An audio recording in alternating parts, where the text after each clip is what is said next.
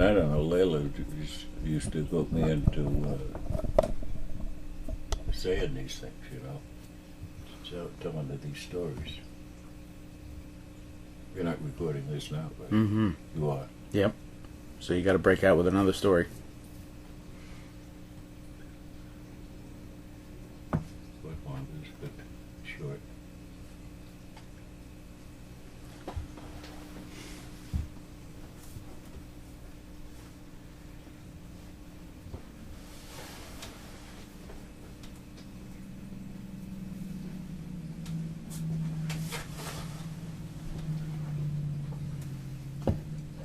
One of his aunts,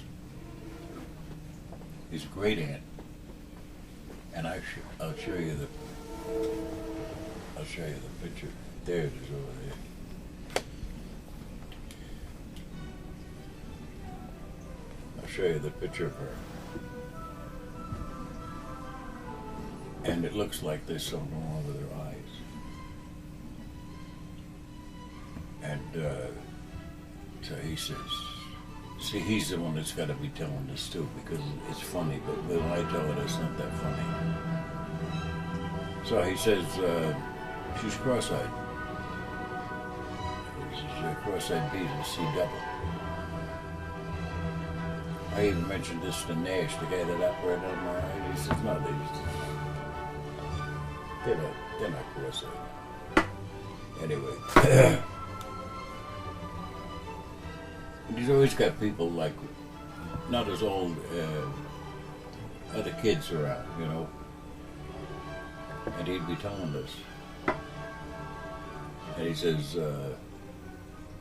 always hate to go visit her. He says, in the wintertime, you'd freeze to death waiting for her to find the right door to open up. Which is, it just, it'd break you up, if he's telling this.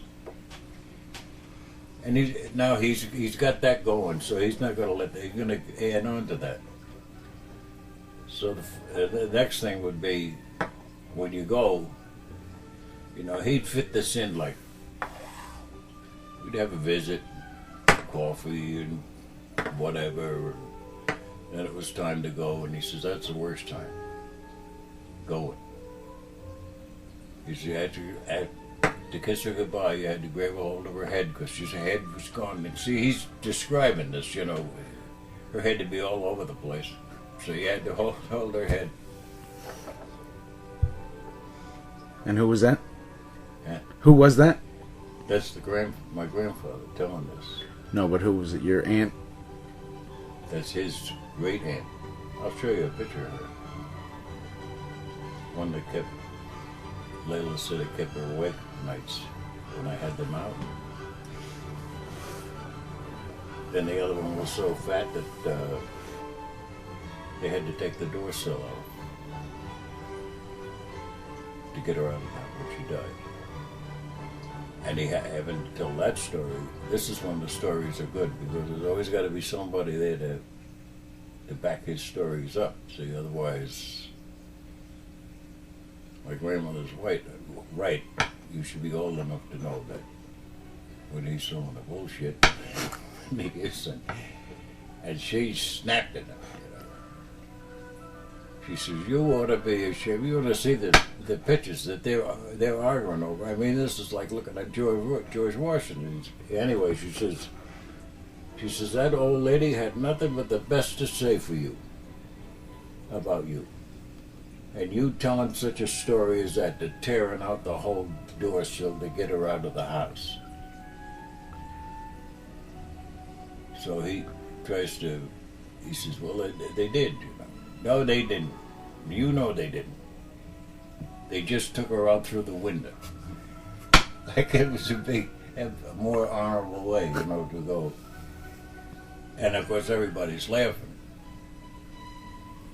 So my grandmother got up and she had an apron and she puts it over her face because she didn't want anybody. In fact, she had made this word from there. I'll show you a picture of her too. You can see the woman is extremely fat. You ought to be ashamed of yourself.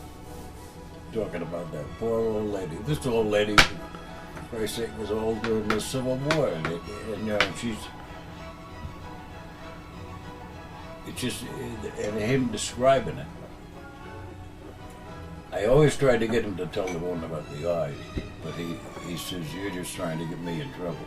Just as years later, when she's sitting there, see, because she would put the stamp of approval, not approval, but authenticity on this story.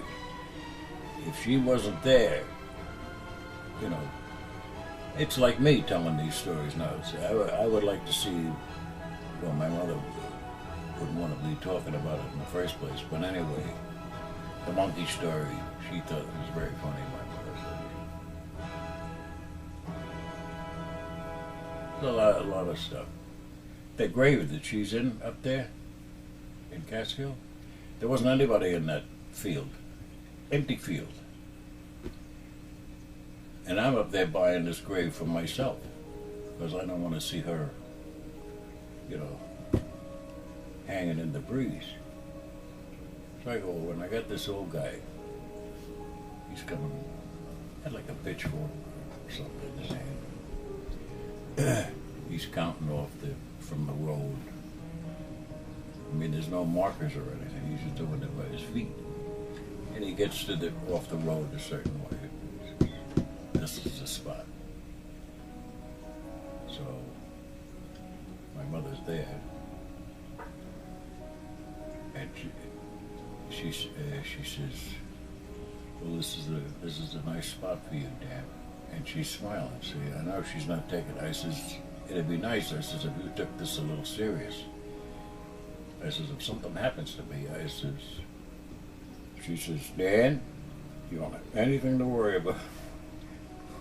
When you go, you'll be right here." And she takes this guy's pitch. I don't know what he had, a pitchfork, and she stabs it in the ground. And like Columbus coming off this, I claim this land for Dan, you know. And the old guy is starting to laugh. He says, "Your wife has a little sense of humor." I says, "For one thing, that's not my wife. That's my mother." And that shut him up for a while. He didn't even smile again for the rest of the day. "I would claim this land for Dan. You don't have anything to worry about. You'll be right here."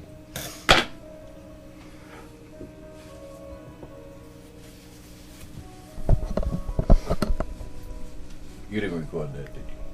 You did.